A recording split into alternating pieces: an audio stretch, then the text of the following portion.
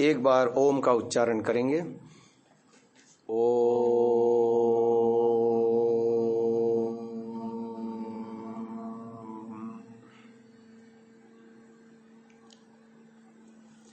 Rohini sector 8 में वेद मंदिर में लगे योग शिविर में तृतीय दिवस द्वितीय सत्र का प्रवचन प्रारंभ होता है।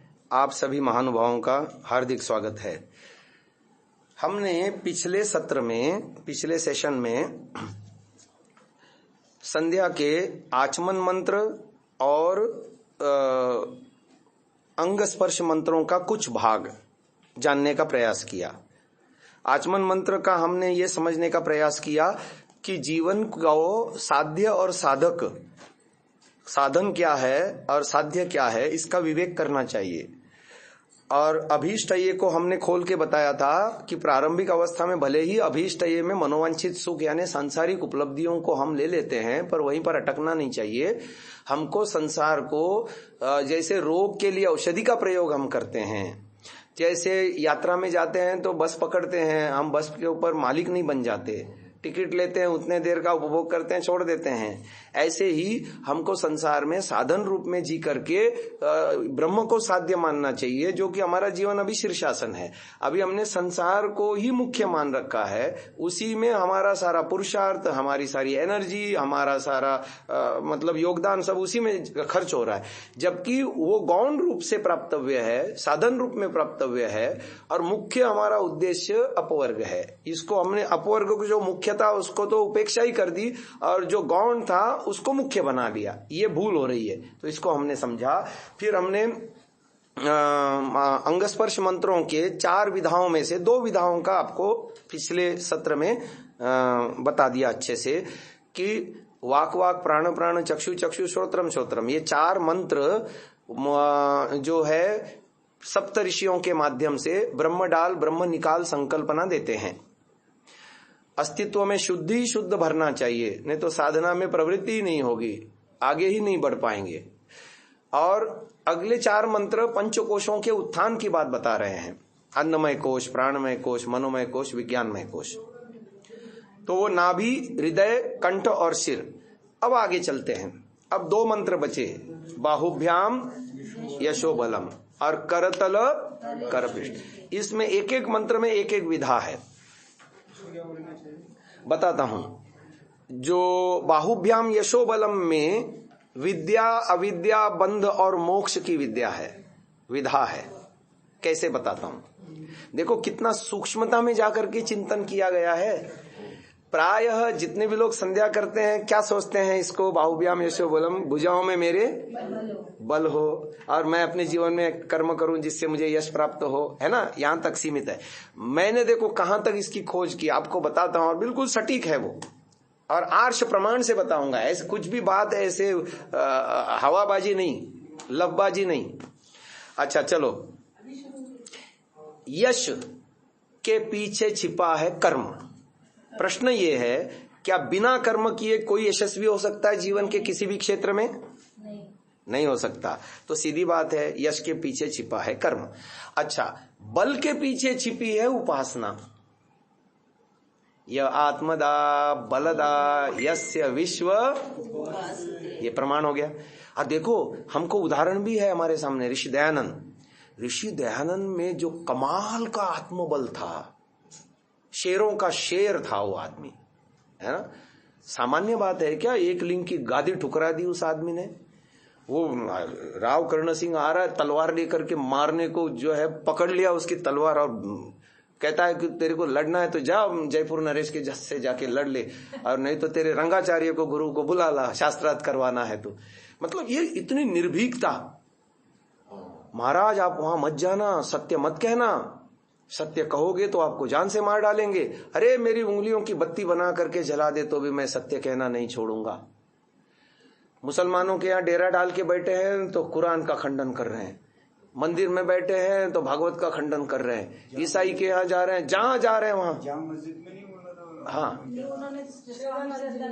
वो अलग बात, वो खंडन नहीं कर रहे थे। वहां हिंदू मुस्लिम एकता के लिए उनको आहूत किया गया था मुस्लिमों के द्वारा ही। वहां उन्होंने जाके हिंदू मुस्लिम एकता की, उस समय जो माहौल खराब हो रहा था ब्रिटिशों के विरुद्ध, उस समय उन्होंने हिंदू मुस्लिम एकता को लेकर के वहां पर अपनी बात कही थी। पर ऋषि दयानंद की बात ही कुछ और थी। जहां दिखा कि यहाँ कमी है वहीं उसके प्रति बोल उठते थे। और मतलब ये आत्मबल कहां से आया? एग्जैक्टली उपासना से, साधना से। तो अब यशोबलम जब हम कहते हैं तो यश के पीछे है कर्म और बल के पीछे है उपासना। वहां तक पहुंचो। अब आगे देखता हूं, आपको मैं एक मंत्र का उदाहरण दे रहा हूं। हाँ, यशोबलम का ही तो अर्थ बता रहा हूं। यश के पीछे छिपा है कर्म, बिना कर्म के यश नहीं मिलता। हाँ, और बल के पीछे छिपा है उपासना। अब कर्म और उपासना को मैं ले जा रहा हूं आपको 9वें समुल्लास में। ऋषि दयानंद एक मंत्र का, यजुर्वेद का उदाहरण देते हैं। विद्याम च यस्तद्वेदो भयम सह अविद्यया मृत्युम तीर्थवा विद्यया अमृतम अश्नुते। ठीक है। अब देखो वहां पर उन्होंने उपासना और कर्म को अविद्या माना है। मंत्र का अर्थ ये है, शब्दार्थ, जो विद्या के और अविद्या के स्वरूप को साथ साथ जानता है वो अविद्या के द्वारा मृत्यु सागर से तर करके विद्या के द्वारा अमृत यानी मोक्ष को प्राप्त करता है। ये अर्थ समझ में आया? अब उन्होंने वहां विभाजन किया। फिर बताता हूं, देखो, विद्याम च अविद्याम च, विद्या को और अविद्या को, च माने साथ साथ, यस्तद्वेद, वेद माने जानता है, उभयम सह, दोनों को साथ साथ जानता है। ठीक है। अविद्या, अविद्या के द्वारा, तृतीय विभक्ति है ना, अविद्या के द्वारा, कर्ता ने कर्म को करण से, है ना, से द्वारा, अविद्या के द्वारा मृत्यु दुख को तरता है। अविद्या मृत्युम तीर्थवा विद्या अमृतम अश्नुते, विद्या के द्वारा अमृत का भोग करता है। तो अब अविद्या के क्षेत्र में ऋषि दयानंद ने कर्म और उपासना को गिना और विद्या के उसमें ज्ञान को गिना। त्रिक है ना, ज्ञान कर्म उपासना। शुद्ध ज्ञान, शुद्ध कर्म, शुद्ध उपासना से व्यक्ति मुक्ति जन्य सुखों को भोगता है, और अशुद्ध ज्ञान होने पर, अशुद्ध कर्म होने पर, अशुद्ध उपासना होने पर बंधन जन्य दुखों को भोगता है। ये ऋषि दयानंद ने हमको सिद्धांत दिया। अब उन तीनों को दो में विभाग करना है, एक विद्या में और एक अविद्या में। तो अविद्या में दो चीजों को लिया ऋषि दयानंद ने। कौन से? उपासना और कर्म। ये अविद्या में कैसे जाएंगे? सुनो, अविद्या और कर्म, उपासना और कर्म, ये विद्या और अविद्या का विभाजन है, वहां पर ऋषि दयानंद ने दिया है, और उसको इन तीनों में विभाजित करना है। तो अविद्या के स्वरूप, आप जिसको अविद्या समझ रहे हो, अनित्य, अशुचि, वो संदर्भ नहीं है यहाँ। अभी ये संदर्भ इन तीनों के संदर्भ में तुलना कर रहे हैं। तो उन दो को तो अविद्या में गिना उन्होंने, और इसको, विद्या को, उन्होंने ज्ञान के साथ जोड़ दिया। अब देखो, यशोबलम,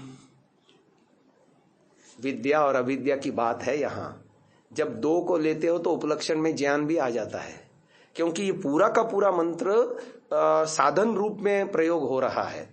वाक प्राण ये भी साधन रूप में ही आप अपना रहे थे कि हम अपने इंद्रियों का सदुपयोग करें, शुद्ध ही शुद्ध भरें।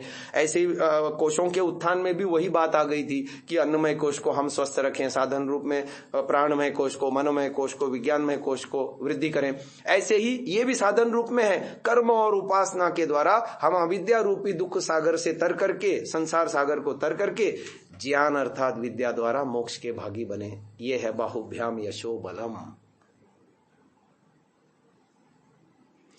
आगे चलते हैं, अंतिम मंत्र बचा। कर्म और उपासना द्वारा मतलब, हाँ, कर्म और उपासना से अविद्या रूपी संसार सागर को तर करके, इस अविद्या से, कर्म और उपासना रूपी अविद्या से संसार सागर को तर करके, दुख सागर को तर करके, कौन से कर्म?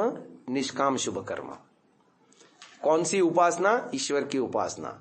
ये अविद्या के क्षेत्र में गिना ऋषि दयानंद ने इसको। ये सारा समझ में आ गया, लेकिन अगर कोई यशोबल का अर्थ पूछेगा तो छोटा सा मैं क्या बताऊं? हाँ, इसको ये बताना है कि जैसे हम यशोबलम कहते हैं, यश के पीछे छिपा है कर्म, बल के पीछे छिपा है उपासना, और ये दोनों का परिगणन अविद्या में किया गया उस मंत्र के द्वारा। तो मंत्र की संगति वहां जोड़नी पड़ेगी आपको, तभी वो पूरा होगा। नहीं तो नहीं पूरा होगा। विद्यांचा विद्यांच यस्तद्वेद, मैंने कहा ना शुरू में ही कहा कि बाहुव्यम यशो बलम में मुझे विद्या अविद्या बंध मोक्ष की बात दिखती है। कर्म और उपासना के द्वारा हम संसार सागर को तर के ज्ञान अर्थात विद्या के द्वारा मोक्ष के भागी बने, ये है तात्पर्य। ये कौन सा मंत्र है? यजुर्वेद का है। कौन सा? अब मुझे संख्या याद नहीं है। चार प्रकाश में पहले ही है, वो मैं आपको भेज दूँ। हाँ, नवे समुल्लास में शुरू में ही है, पहले ही है। इसी मंत्र से नवे समुल्लास की शुरुआत की है। ठीक है ना। तो वहां पर अच्छा, ये ऋषि दयानंद की खोज है, उसको उन दोनों को अविद्या में रखना, ये उनकी मतलब शार्प बुद्धि की बात है, कमाल है, कमाल है। अन्य किसी के भाष्यों में शायद ये नहीं मिलेगा, ये हमको ऋषि दयानंद की देन है। अच्छा, आगे बढ़ते हैं। अंतिम मंत्र आ रहा है, करतल कर पृष्ठे, करतल कर पृष्ठे। अब देखो, ये हाथ हमको कुछ कहना चाह रहा है, इसको हम कह रहे हैं करतल, और इस भाग को कह रहे हैं कर पृष्ठ। परमात्मा ने ये हाथ हमको कर्म करने के लिए दिए। ठीक है, हाथों से तो कर्म करते हैं, पैरों से हम गमनागमन करते हैं और हाथों से कर्म करते हैं। अच्छा, तो ये करतल वाले भाग से कर्म करते हैं या करपृष्ठ वाले भाग से? करतल वाले भाग से करते हैं। आप देखो, इसका कलर इसकी त्वचा के कलर से अलग है या नहीं है? अलग है। करपृष्ठ वाला अधिक स्याह है और करतल वाला अधिक उजला है। तो कर्म करने का अधिकार उजले वाले पक्ष से ही दिया परमात्मा ने। हमारे जीवन में कर्म हम दो प्रकार के करते हैं ना, क्लिष्ट वृत्तियों से युक्त होकर के कुकर्म करते हैं और अक्लिष्ट वृत्तियों से युक्त होकर के सुकर्म करते हैं। तीन प्रकार के कर्म होते हैं ना, शुभ अशुभ मिश्रित। अब मिश्रित तो चलो मजबूरी है, लेकिन शुभ और अशुभ में हम डिसाइड कर सकते हैं कि मुझे अशुभ को अवॉइड करना है। अब देखो, वेद में एक और मंत्र आता है, ऋचम वाचम प्रपद्ये, मनो यजुः प्रपद्ये, साम प्राणम प्रपद्ये, चक्षुः श्रोत्रम प्रपद्ये। इस मंत्र में एक एक विधा का एक एक वेद के साथ जोड़ा गया है। ऋचम वाचम प्रपद्ये, मेरी वाणी में ऋग्वेद भर जाए। मनो यजुः प्रपद्ये, मेरे मन में यजुर्वेद आ जाए। साम प्राणम प्रपद्ये, मेरे प्राणों में सामवेद उतर आए। चक्षुः श्रोत्रम प्रपद्ये, इंद्रियों में अथर्वण हो जाए।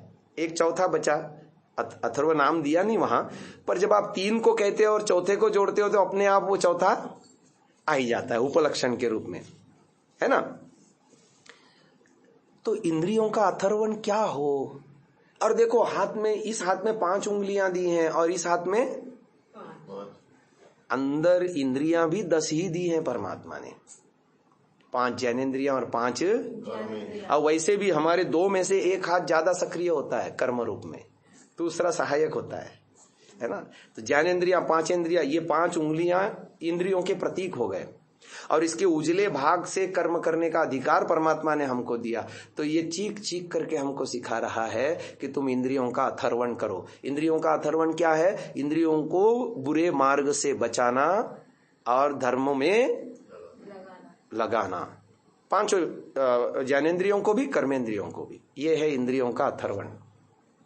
चक्षुः श्रोत्रम प्रपद्ये, प्रमाण इसका यजुर्वेद का। अब आप देखो कितनी बढ़िया बात है और ये कितना बढ़िया मंत्र है और ये प्रारंभिक तैयारी है अध्यात्म में प्रवेश की। और इसमें हम कितने फिसड्डी हैं, हर जगह हम अपना आत्मनिरीक्षण करके देख सकते हैं। अपनी दिनचर्या ऐसी बनानी चाहिए कहीं से कहीं तक कचरा हमारे अंतस में न जाए। जैसे कल्पना करो, बारिश की शुरुआत होती है तो क्या बहुत सारी हवा चलती है शुरुआती बारिश में, तो जब हमारे खिड़की दरवाजे खुले होंगे तो क्या होता है? दुनिया भर की धूल अंदर आती है। उस धूल को हमको बाहर किए बिना चैन पड़ता है क्या? नहीं। ऐसे ही जो अब तक का कचरा इकट्ठा किया है ना, उसको बाहर निकालना पड़ेगा, नहीं तो उपासना आदि में प्रवृत्ति नहीं हो पाएगी।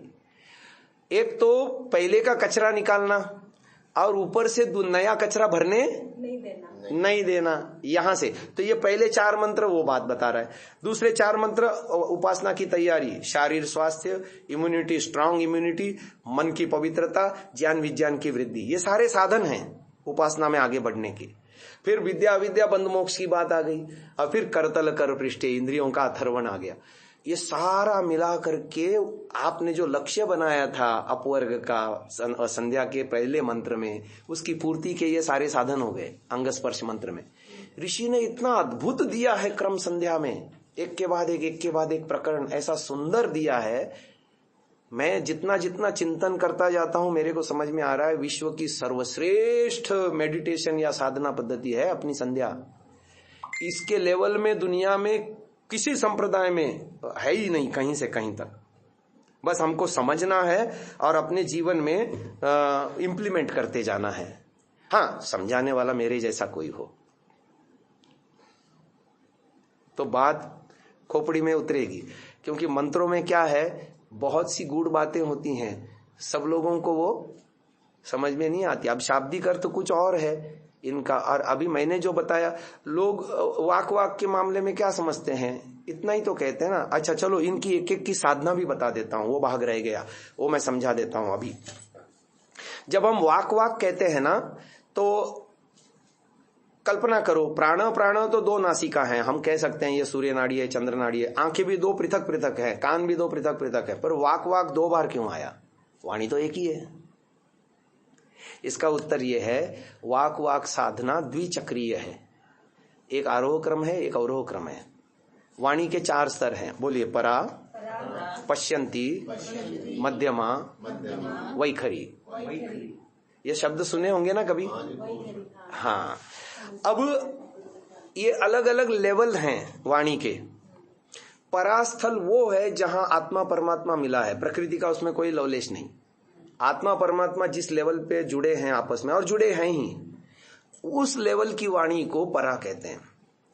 फिर यहां बुद्धि धरातल आता है, विज्ञानमय कोश। यहां पर अर्थ धरातल भी है, चित्त है ना, अर्थ धरातल है, बुद्धि है।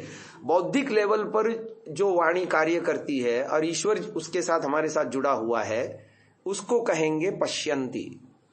ठीक है। और मन और इंद्रियों के लेवल पर जो वाणी अवतरित होती है, वाक का जो स्वरूप है, वो मध्यमा, जो माध्यम बनती है ना, संप्रेषण की, लेने की, देने की, ज्ञान विज्ञान की। और स्थूल वैखरी जो हम बोलते हैं, व्याकरण में एक बहुत अच्छा श्लोक आता है, आत्मा बुद्ध्या समेत्य अर्थान मनोयुंक्ते विवक्षया मनः कायाग्निम आहंति सप्रेरयति मारुतम मारुतस्तु उरसी चरन मंद्रम जनयति स्वरम। ये व्याकरण क्या महाभाष्य में आता है। मतलब आत्मा बुद्धि के साथ जुड़ करके, समेत्य यानी इकट्ठा करके, अर्थान माने अर्थों को, मनोयुंक्ते विवक्षया कुछ कहने की इच्छा से मन को प्रेरित करता है। कौन? आत्मा बुद्धि के माध्यम से अर्थों को संग्रहित करके मन को प्रेरित करता है। हाँ, मनः कायाग्नि आहंति, मन फिर शरीर की अग्नि को, यानी जठराग्नि से वहां उठता है वो नाद ब्रह्म, वहां से वो अग्नि को प्रेरित करता है। अग्नि वायु को प्रेरित करती है, ऊपर आया वो प्राणमय कोश में आया, और वायु यहां से आकर के शब्द रूप में प्रस्फुटित होती है। अलग अलग जगह पर वायु का वो टकराव होता है, और एक अक्षर आदि, मंद्रम जनयति स्वरम। तो ये वैखरी वाणी हो गई। परा पश्यन्ति मध्यमा वैखरी समझ में आया? अच्छा, वेद क्या कहता है? मधुमन में निक्रमणम, मधुमन में परायणम, वाचा वदामि मधुमत भूयासम मधु संदृशः। ये कौन सा मंत्र है ये वाला? ये मंत्रों के पते मुझे याद नहीं रहते, वो आप इंडेक्स में जाके देख लेना, ये वेद के इंडेक्स में मिल जाएगा। मंत्र का पहला शब्द भी ढूंढ लोगे तो मिल जाएगा। मधुमन में निक्रमणम, मेरा निकलना मधुमय हो। मधुमन में परायणम, मेरा आना जाना मधुमय हो। वाचा वदामि मधुमत, मैं मधुर वाणी बोलूं। भूयासम मधु संदृशः, मेरा संपूर्ण अस्तित्व मधुमक्खी का छत्ता सा हो जाए। ये वाक साधना है एक्चुअली।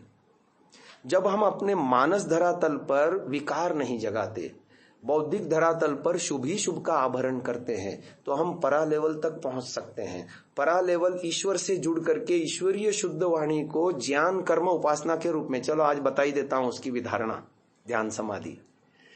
विज्ञान में कोश हमारा ज्ञान का स्तर है। मनोमय कोश हमारा कर्म का स्तर है और ये उपासना का स्थल हो गया। आ गया समझ में? ज्ञान, कर्म, उपासना। ठीक हो गया? अब चलो, तो ये एक तो है आरोह क्रम। हम शब्दों के माध्यम से शब्द ब्रह्म को भरते हैं अपने अस्तित्व में, बुद्धि में, मन में, इंद्रियों में, अंदर भरते हैं, चित्त में। मंत्रों को कंठस्थ करते हैं, मंत्रों के अर्थों को समझते हैं और उसके तात्पर्य को समझते हैं और जीवन में, व्यवहार में उपयोग करते हैं। यह आरोह क्रम की साधना हो गई। और फिर ईश्वर से जुड़ करके जो विशेष ज्ञान हमको मिलता है, एक तो है शाब्दिक रूप से हमने जाना, वो शाब्दिक ज्ञान है। पर जब हम आगम काल, स्वाध्याय काल, प्रवचन काल, व्यवहार काल, श्रवण, मनन, निधिध्यासन, साक्षात्कार रूप से जब हम साधना करते हैं, शब्द साधना करते हैं, तो परब्रह्म तक हम पहुंचते हैं। और कहा भी है, शब्द ब्रह्मणि निष्णातः परब्रह्म अधिगच्छति। शब्द ब्रह्म की जो उपासना करता है और उसमें जो निष्णात होता है, निष्णात होने का तात्पर्य यही है कि वो इस प्रोसेस से गुजरता है। आगम काल, स्वाध्याय काल, प्रवचन काल, व्यवहार काल, श्रवण, मनन, निधिध्यासन, साक्षात्कार, है ना। ये वाक का आरोह क्रम और अवरोह क्रम हुआ। ब्रह्म से जुड़ करके ब्रह्म की पवित्र वाणी। मैंने सुना है ऋषि दयानंद जब वेद भाष्य करते थे, जहां अटक जाते थे, जाकर के अंदर बैठते थे, रूम में समाधिस्थ होते थे। और ये उनके जीवन में एक घटना और है। जब वो पढ़ते थे विरजानंद जी से, विरजानंद जी ने पाठ पढ़ाया एक दिन और वो भूल गए। तो कहा, पाठ याद करके आओ, नहीं तो ड्योढ़ी बंद है तेरे लिए।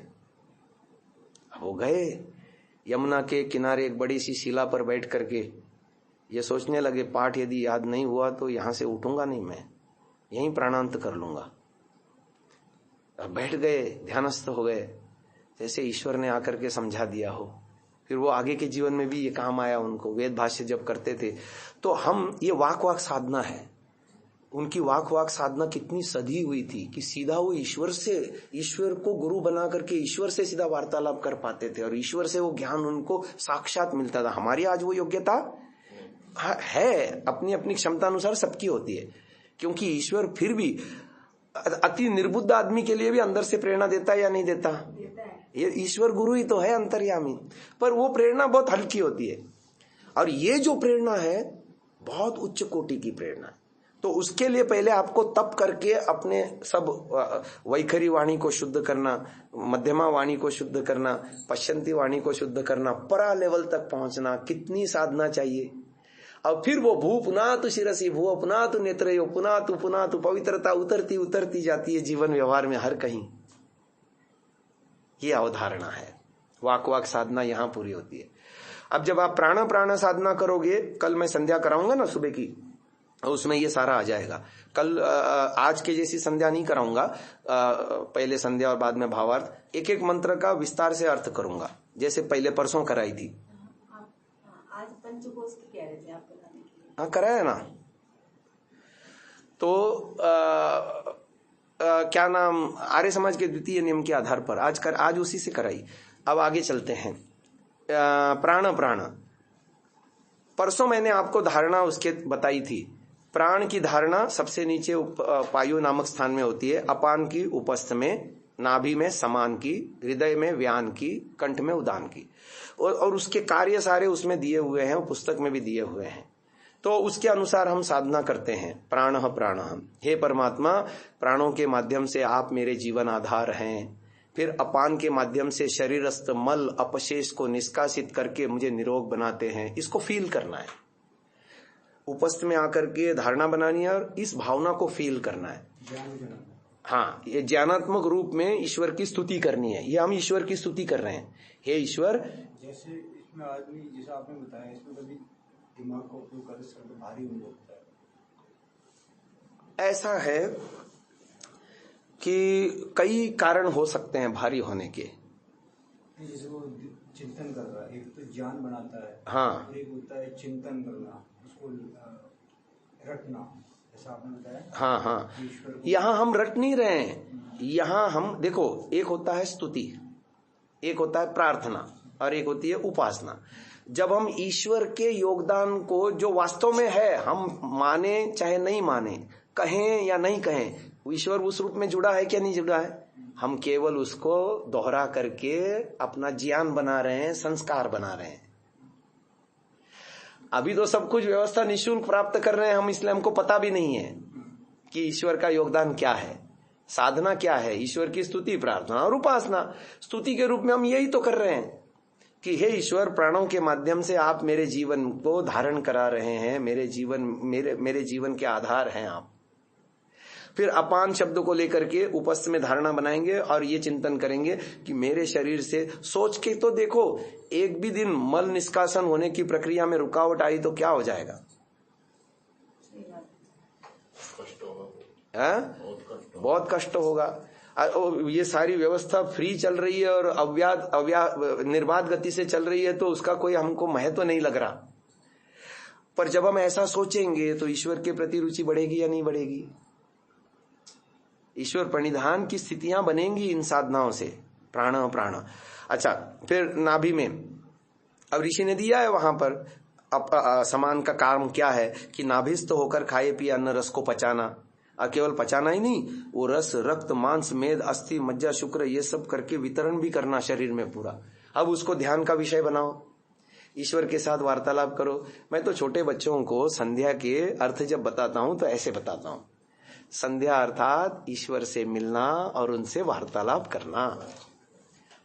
स्तुति बताओ तो उनको उतना समझ में नहीं आएगा।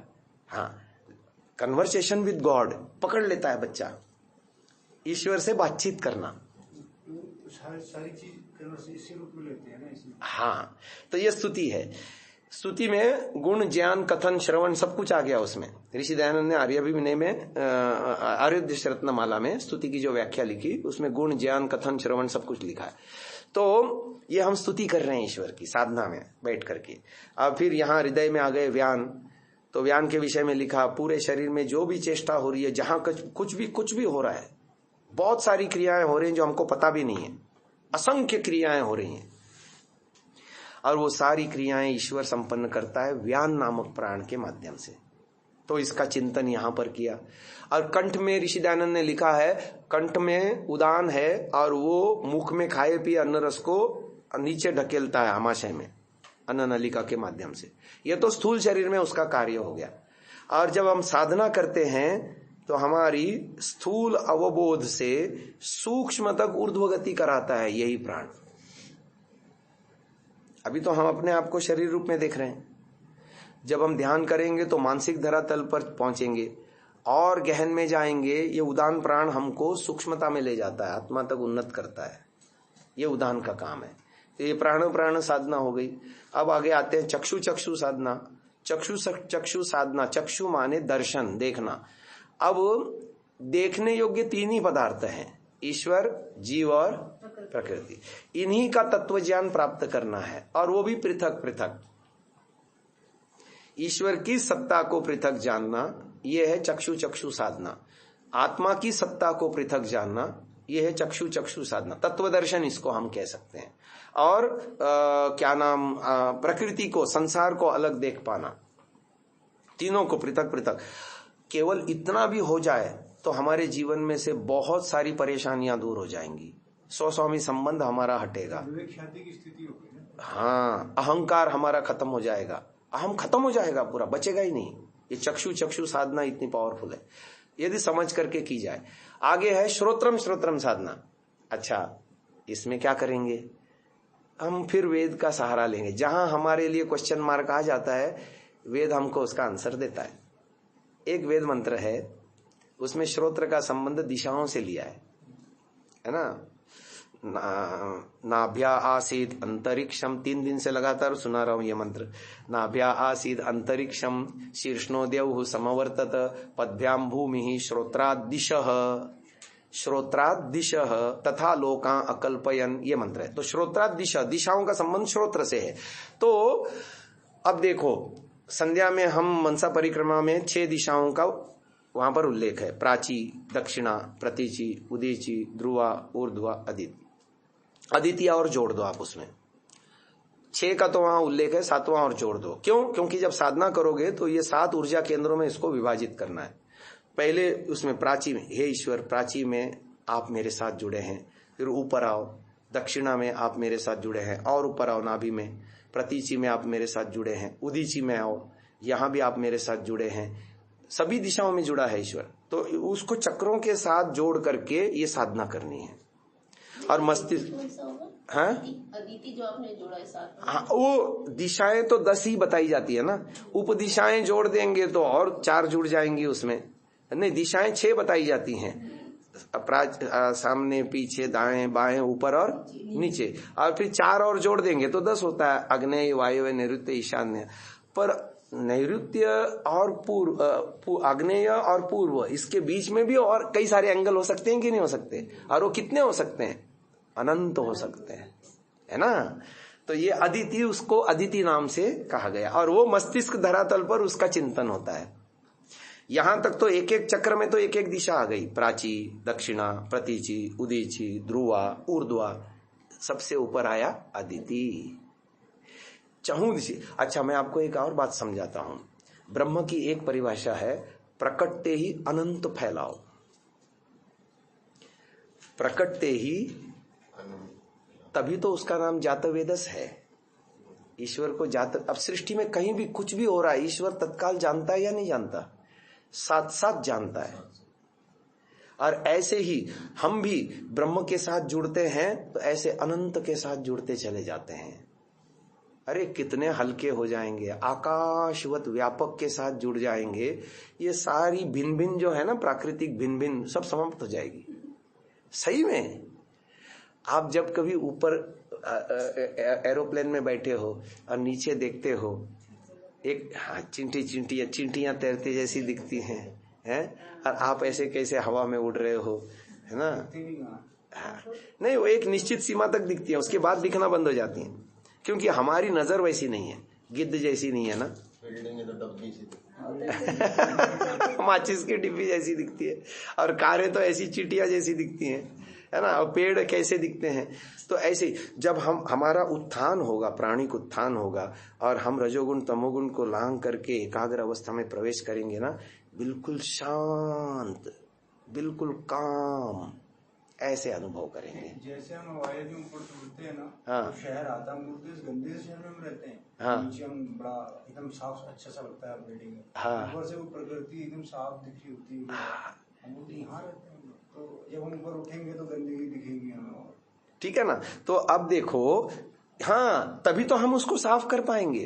अभी क्या हो रहा है हमारा, हम भू लेवल में ही अटके फटके पड़े हैं। हाँ, भूआ लेवल हमारा क्रॉस ही नहीं हो पा रहा है। स्व लेवल की तो हम सपने ले रहे हैं, स्व लेवल के तो हम सपने ले रहे हैं, भूआ लेवल ही हमसे क्रॉस नहीं हो रहा। भूआ लेवल को क्रॉस करने के लिए उपाय बताए ऋषियों ने, शम, दम, उपरति, तितिक्षा, श्रद्धा और समाधान। फिर बताया और बताया, सुखी लोगों के साथ मित्रता, दुखी लोगों से करुणा। अच्छा, विक्षेपों के स्वरूपों को समझने को बताया, व्याधि, स्त्यान, संशय, प्रमाद, आलस्य, अविरति, भ्रांति दर्शन, अलब्ध भूमिकत्व, अनवस्थितत्व, ये सब चीजों का हमको अध्ययन करना है। और मैंने इस पुस्तक में वो सारा सिलेबस दिया हुआ है। इस पुस्तक में पहले नहीं था ये सारा जो आप आचार्य जी बोल रहे सब इसमें है ना। हाँ, पर ये पुस्तक केवल पढ़ने मात्र से आपको वो सारी बातें क्लियर नहीं होंगी जो मेरा प्रवचन सुन करके क्लियर होंगी। अभी जब आप मेरा प्रवचन सुनने के बाद दोबारा जब पढ़ोगे,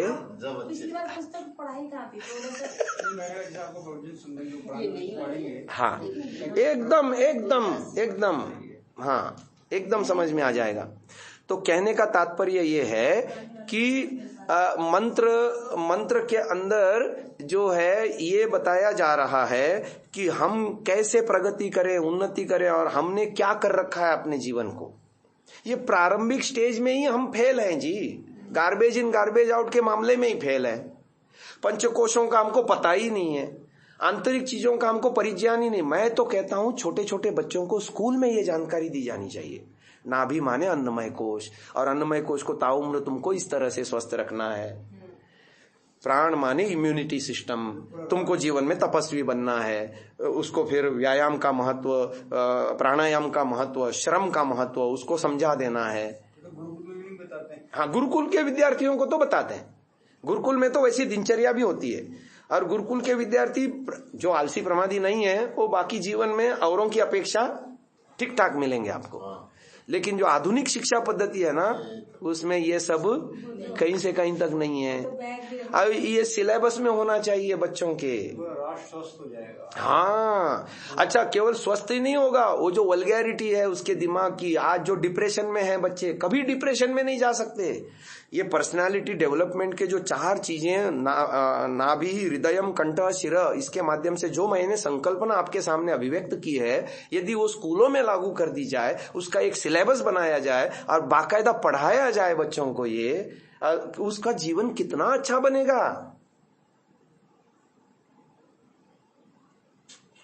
मैंने पता है क्या किया, मैंने देखा ये अभी इतनी गंद पसरा हुआ है, भयंकर, कुएं में ही भांग पड़ी हुई है, क्या करूं? क्योंकि मैं खुद बाधित था, बचपन से बड़े होने तक फिल्मी गाने सुन सुन के अस्तित्व में भरे। अब जब मैं इधर गुरुकुल में आया तो अष्टाध्यायी पढ़ रहा हूं तो वही श्रृंगार प्रिय गाने आ रहे हैं, क्योंकि ठूस ठूस के भरा है ना, वो आ रहे हैं निकल निकल कर, भयंकर संस्कार बन गए थे। कितने सालों साल वो गाने गाए और वो अंदर भरे। अच्छा, तो दिन रात वही करता था तो भरे। अब अष्टाध्यायी पढ़ रहा हूं तो वही आए, संध्या कर रहा हूं तो वही गाने आए, नहा रहा हूं तो वही गाने आए, खाना खा रहा हूं वही गाने स्मृति रूप में आके परेशान। वहां तो घर में तो रुचि से करते थे, पर अब यहाँ माहौल बदल गया, उद्देश्य बदल गया, क्रिया बदल गई, दिनचर्या बदल गई, तो वो बाधक बन गया। तो क्या करूं? तो हमने वितर्क बाधने प्रतिपक्ष भावनम, हमने एक वॉकमैन खरीद के लाए, कैसेट खरीद के लाए, 30 मिनट की 60 मिनट की आया करती थी, 90 मिनट की और 60 मिनट की लाए। उसमें अपनी ही आवाज में भजन भरे, वेद मंत्र भरे, वेद मंत्रों के अर्थ भरे, श्लोक भरे, और फिर जब जब वो गाने परेशान करने लगे तब तब सुनना, उसको वॉकमैन से सुनते जाना। संस्कार डालना शुरू। हाँ, वो संस्कारों को कमजोर करने के लिए ये नए संस्कार डाले, क्योंकि मन एक समय में एक ही काम करता है। आप उसको काम न दो तो फिर वो आपको खाली मन शैतान का घर, जो आपने कचरा इकट्ठा किया है वही आपको परोसेगा वो। लेकिन आचार्य जैसे आपने बताया, इसमें हम क्या करते हैं, हाँ, शब्द तो ले लेते हैं लेकिन धुन वही ले लेते हैं, धुन वही डाल देते हाँ, हैं। ये भी पैरोडी जिसको कहते हैं। हाँ, नहीं, वो एक अलग बात हो गई। मैं दूसरी बात कह रहा हूं कि जो संस्कारों का आधिक्य है, उस आधिक्य को दूर करने के लिए, कुछ संस्कारों के आधिक्य को 15 साल लगे मेरे को कचरा निकालने के लिए। जो तनु शब्द है, एक तनु शब्द है, तनु माने कमजोर करना, संस्कारों को कमजोर करना। पहले तो बहुत परेशान करते थे, अब वो उस क्षेत्र से बाहर निकलने के लिए 15 साल लगे मेरे को, पुरुषार्थ किया मैंने, मैं विजय पाई उसके ऊपर, पीछे नहीं हटा मैं। ऐसे चिवटपना होना चाहिए, नहीं तो संस्कार से ही आता है है ना। इतने आ रही माता जी, इतना संघर्ष से आ रही, संस्कार से तो आ रहे हैं सारे। हाँ, जब तक ये भाव नहीं होगा ना, व्यक्ति हाथ ढीले कर देता है, जी मेरे से नहीं होता जी, जिसका घर होता है वही नहीं आता है, वो बाहर हाँ मेरे से नहीं होगा जी, नहीं नहीं, संघर्ष करना, इसी का नाम तप है, आज भी रुकने वाले थे, मैं नहीं जाऊँ, इसी का नाम तप है, ठीक है ना। तो ये तपस्या करेंगे तो बहुत आगे हमारा भविष्य उज्जवल है। अच्छा देखो, मैं आपको एक बात बताता हूं, ईश्वर के सामने हम 100% अपने कर्मों के लिए, खत्म हो जाएगा, बैठ जाओ, अभी तो ये बता रहे हैं, घर गृहस्थी तो लगी रहेगी, बैठ जा छोड़ रहे। तो मैं कह रहा था कि जो हमारी पात्रता होनी चाहिए आध्यात्मिक क्षेत्र में प्रवेश की, इस मंत्र की व्याख्या जो मैंने समझाई, उस हिसाब से हम एलिजिबल नहीं है, या उस दिशा में हमारी अभी सोच भी नहीं है। तो हमको बनानी पड़ेगी। सीधी सी बात, सत्य को ग्रहण करने और असत्य को छोड़ने में सर्वदा उद्यत रहना चाहिए। और देखो, उसमें प्रवेश करने की इच्छा भी जगा ली ना आपने, तो भी एक बड़ा काम किया आपने। इच्छा नहीं होगी तो आप चलोगे कैसे? आज इच्छा तो बनी, समझ में तो आई कि यहां हमारी भूल हो रही है, यहां हम फिसड्डी हैं, यहां हमारा जो है गड़बड़ हो रहा है मामला। नहीं तो हम आगे की चीजें करते जाते हैं और पीछे सारा मामला गड्ढम गड्ढ पड़ा है। यही तो हो रहा है। इसीलिए हमको संध्या में, उपासना में या ध्यान आदि करने से या योगाभ्यास आदि करने से वो उपलब्धि नहीं मिल रही है जो मिलनी चाहिए। जबकि हमारी योग्यता पूरी है, गड़बड़ कहां हो रही है? हम पत्ते पत्ते को सींच रहे हैं, रूट में काम नहीं हो रहा है। ये इस मंत्र की मेरी व्याख्या के माध्यम से आध्यात्म क्षेत्र में प्रवेश के लिए ये रूट का काम है, नींव जैसा काम है। और ये बचपन से होना चाहिए। कोई बात नहीं, बचपन में हमको नहीं मिला, जब जागे सवेरा। देखो पहली बात तो ये समझो कि जीवात्मा की आयु नहीं होती। क्या कहा जी मैंने, दोहराओ। हाँ, हम जीवात्मा सदा युवान है, जीवात्मा बूढ़ा नहीं होता, बूढ़ा शरीर होता है ना। अब देखो जहां से जगे वहीं से यात्रा शुरू। कम से कम लाइन में तो लगेंगे, नहीं मिलेगा मोक्ष पता है मुझे, इस जन्म में नहीं मिलने वाला, पर लाइन में तो लगेंगे। क्या पता चलिए वो संस्कार जाग गया है हमारा। नहीं, तीव्र संवेगानाम आसन्न। देखो तीव्र संवेगानाम नहीं, संस्कार जगाना जगा हमारे हाथ में। उतना तीव्र संवेग हो जाएगा। स्वामी श्रद्धानंद जी नहीं पहुंचे क्या? कैसे क्या बन गए। हाँ, एकदम व्यभिचार से लेकर के एकदम। हाँ देखो कहाँ से कहाँ। तो हम क्यों नहीं जा सकते? इसी ध्यान के बाद उन्हीं का नाम लिया जाए। हाँ बिल्कुल, हम भी हो सकते हैं, कोई उसमें हो नहीं। बस बात यह है कि प्रोसेस तो यही है भाई, गार्बेज इन गार्बेज आउट करना ही पड़ेगा, पंचकोशों का उत्थान करना ही पड़ेगा, विद्या अविद्या के स्वरूप को समझना ही पड़ेगा, ज्ञान कर्म उपासना को जीवन में धारण करना ही पड़ेगा, और इंद्रियों का अथर्वण सिद्ध करना ही पड़ेगा। इसके बिना चारा, इसके बिना गति नहीं है। दुर्गति दुर्गति है। बाकी सब करते हो, संध्या करते हो, हवन करते हो, स्वाध्याय करते हो, दान देते हो, सत्संग करते हो, तीर्थ यात्रा करते हो, सब करते हो, लेकिन ये जो रूट का काम था जो इस मंत्र में अभिव्यक्त किया गया है, जिसकी व्याख्या मैंने करी है, इसकी आप यदि उपेक्षा कर रहे हो तो बाकी सारा किया हुआ आपका फेल है। देखो ना, अधिकांश आध्यात्मिक लोगों के जीवनों को देखो, अपने जीवन में आत्मनिरीक्षण करके देखो, आप बिल्कुल वैसा ही पाओगे जैसा मैं अभी कह रहा हूं। तो हमारी ये मंत्रों की व्याख्या यहां पर पूरी होती है। आगे प्रकरण आ रहा है मार्जन मंत्र का, जिसको मार्जन और प्राणायाम मंत्र इकट्ठा हम व्याख्यान करेंगे। इसमें आरोह और अवरोह क्रम की साधनाएं हैं, वो आपको हम अगले सत्र में समझाएंगे। तो इसको यहीं विराम देते हैं। ओम का उच्चारण। ओ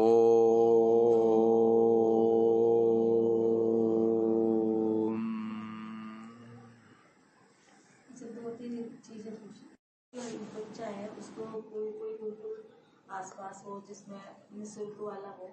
अच्छा, बहुत सारे हैं। तो उसमें उसकी मतलब माता पहले आपकी